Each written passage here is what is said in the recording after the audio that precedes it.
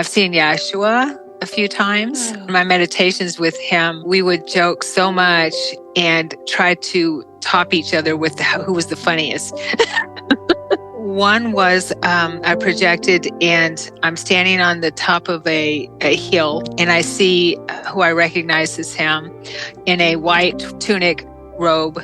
He's speaking. As I'm watching him and watching that scene, I feel this sense of peace. Yeah, it's just peace is the best way I can describe it.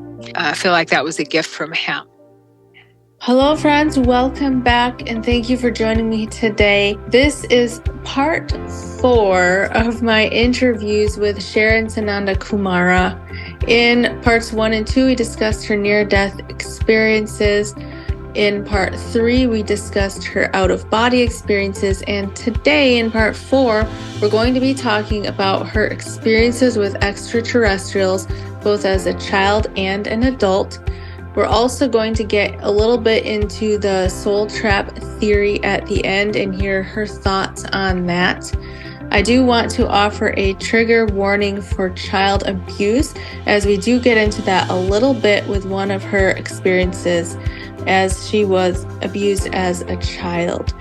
Sharon's links to her websites, her YouTube channel, and her Facebook group will be linked in the description. Thank you so much for watching. Here's Sharon. I feel myself wanting to ask you, how do you find those pieces of yourself that are stuck, like you said, in a karmic cycle from another lifetime? We all know how to do this. We just forgot how, right? Mm-hmm. Is go within. Ask your guides to show you. Go within in your meditations and be dedicated about it, of course, and go within and ask your guides, Yeshua, God, whoever you feel comfortable, you want to work with, to show you a lifetime, to show you something that needs healing, and then work with that and trust. The biggest thing that I've noticed in people that come to my courses and things like that is not trusting what they get. So it's really important to trust it and just let it go, just let it flow. And the more you let it flow, the more information you'll get. Your conduit will widen and you'll get more information. And so, yeah, and as you move into that space of recognizing a pattern or a program or an experience, and it's usually with people you already know in your lifetime, especially people you've had situations you have challenges with, things will make sense. Oh, well, that's why I feel the way I feel with this person or with this situation, why I can't seem to get past it. It's even in our language. I can't get past that. I keep going back to that relationship or whatever it is. And when you recognize that, and I recognize the people in that lifetime I just shared about. And when you start recognizing those patterns, then it gets easier, where all you need to do is talk to that part of yourself telepathically. Just go there and talk to her or him, because we've had lifetimes as both genders, right? And talk to that part of you and let them know that they chose that for soul growth, right? And everything's okay. And there is no judgment in the afterlife. In God's graces, there is no judgment. We go through a life review where we understand things. And I do spirit rescue as well. I've noticed that a lot of people who are stuck on the earth plane are feeling afraid, fearful, because of what things they've done that they don't feel as are fearful of being judged, basically. And that causes a lot of people to be stuck and I believe that that's what the Catholic Church calls purgatory. Oh, that makes sense. Yeah, because when those parts of us are in that space, we still have our attention on the earth plane. And what I've learned is all we need to do really is turn around, because that's what I did in my near-death experience, and turn around and see all our loved ones, our ancestors, our guides, angels, Yeshua, whoever we feel connected to, is there to help us move across, as long as we keep our minds on the higher planes. Not to keep plugging myself, but I teach classes on it because we used to know how to do this. Well, thank you so much for sharing all of that information. Of I course. guess we could switch gears a little bit. And you mentioned in your bio that you've had experiences as a contactee. And I think I heard in another interview that you said those also began when you were a child. Yes. Would you Yes. like to share a little bit more about what those experiences were like? Sure. I did not, I will say that I did not remember a lot of my childhood as an adult. And so after my NDE in 2001, all these memories started coming forward that happened when I was a child. And I'm like, well, that makes sense why I don't remember things. And there's still a lot that I don't remember. Things are still coming to me to this day, actually. The memories that started coming through in my meditations and my journaling. Journaling is really, really important. That's one of the many things that Yeshua taught me was to journal things, get things down, get them out of your energy field, out of your head, off your plate kind of thing, and just get them down. And that's how we can go in deeper too, is all of that put together. That's another one of the tools he gave me. So I'm a huge journaler.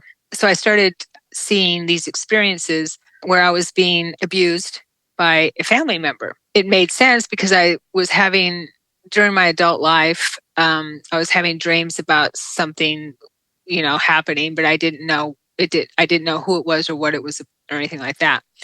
And so these memories were coming, and in some of these memories, he would hurt me so badly, and I'm just sitting there like I'm watching a movie, right? And it really freaked me out at first because I didn't know anything about extraterrestrials in my conscious mind. I'm like, it wasn't in my awareness. Basically, this bright light would flash, and I'd see these three small, what we call grays, beings, but they weren't gray; they were more whitish blue. Rescue me, take me from the situation, and heal my body. Bring me back, put me back in my bed. Wow. Yeah. So that was the first memories I had of contact. And as I was going through those memories, and there was quite a few, I would feel this loving energy from them when I would think about them. And as I was going through these memories, their love for me would bring me to tears.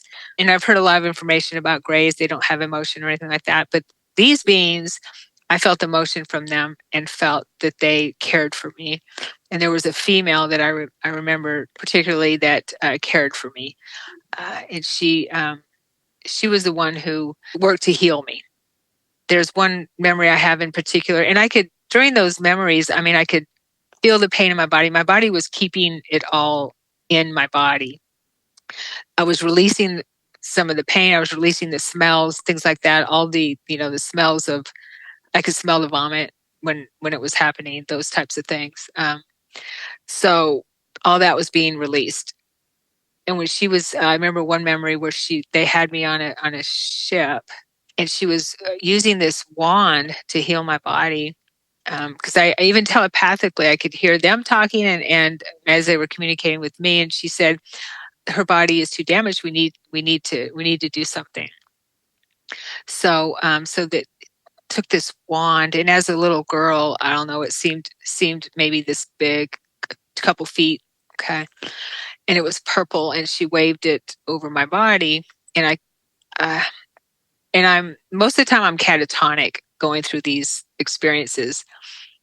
Actually, I think all the time that I recall. In my memory, I'm catatonic, but I could smell, and they may have given me a scent memory to give me a favorable memory because it smelled like lilac, that kind of smell. And she'd wave it over my body, and I just feel this tingling warmth kind of thing is what I recall. And my body was healed. They'd take me back, and my sister, when I was telling my sister about it, and we're really close, and we lived at my grandmother's house, which is where most of this happened at the time. She said, that's funny. I remember waking up in the middle of the night a lot of times, and you weren't in the bed. I'm like, oh, finally something that tells me I'm not completely crazy. Wow.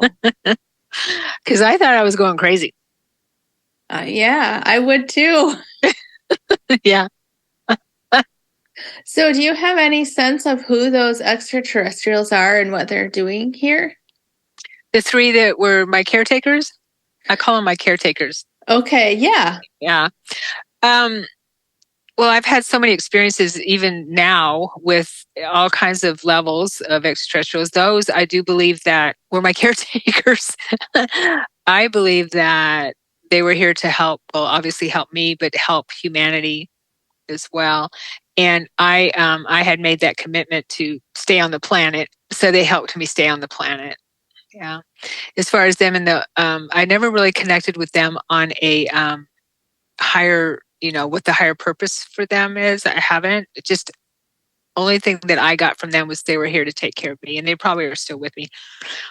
But I've connected to other extraterrestrials. I've seen a woman recently 3 times in my meditations, and when I woke up in the morning, she's there, and I could hear her saying my name, and I've drawn her a couple times because I'm starting to draw what I see, and I'm taking lessons with drawing because, yeah, I need to do this. I need for it to look like what I see. She's beautiful, and I hear her saying, Sharon, I want to show you something. And then I see in my mind's eye, you know how when you wake up in the morning or go to sleep, you see visions, that kind of thing. Yeah. Yes. They contact us a lot that way. And I get a lot of information in those hypnagogic, hypnopompic state in between. And that's a really good time to leave your body too, consciously. So she's right there in front of me, and she's beautiful, and she's wearing this golden yellow, I just see her from like the chest up, this gown, a robe, and she has this pastel energy around her. I could see the atmosphere around her, and it's like pastel colors. And she has a bald head, a big bald head, like the Anunnaki, and beautiful, beautiful eyes. She shows me a TV with the screen off, and I'm like, I don't understand that. I guess you're telling me to turn the TV off, and I don't watch a lot of TV, but I might turn it on at night just to relax, at the end of the day. But that's after she showed me the TV with the screen off. I came back here I left that focus, and my focus was here. So I'm assuming that's what she was telling me. I don't know. Then I saw her again, and I feel like it was on a ship where I'm projecting, and I'm just there, and I see a large-headed being. I feel is female with another robe type garment on it. It's gold, inlaid with gold, and with a high collar. And now I'm in this huge room with her or him. I don't know, and there's molding along the ceiling that is just gorgeous. It has this really warm, kind of yellowish gold color, gold feeling. And she's standing in front of this huge window or viewer glass. Looks like she's looking out over something, and I'm just standing there looking at her, and she or he turns around. I feel like she turns around, and I say, "Oh, it's you!" And then I'm back here. Wow. But I don't know who I'm thinking it was her. Wow. I don't know. Amazing. So you definitely think that they're here to help humanity in some way. I do. Yeah. And answer your question. Sorry. That was a long way you're around. Fine. No, I enjoyed hearing that. I do feel that they're here to help us. And I know that there's some people or conversations out there that there are malevolent, and I do believe there are, definitely. And I do believe there are malevolent races that have kept us down for a very long time, enslaved, I guess you could say. And I also feel very strongly and know that in my heart and soul that we've moved out of that, and that all we need to do is, and we're in those times where we're waking up to who we really are, and that we're so much more powerful than we could even imagine. And that's what these races don't want us to know. I just had someone on recently who said something similar, and this person is a past life, between life regressionist.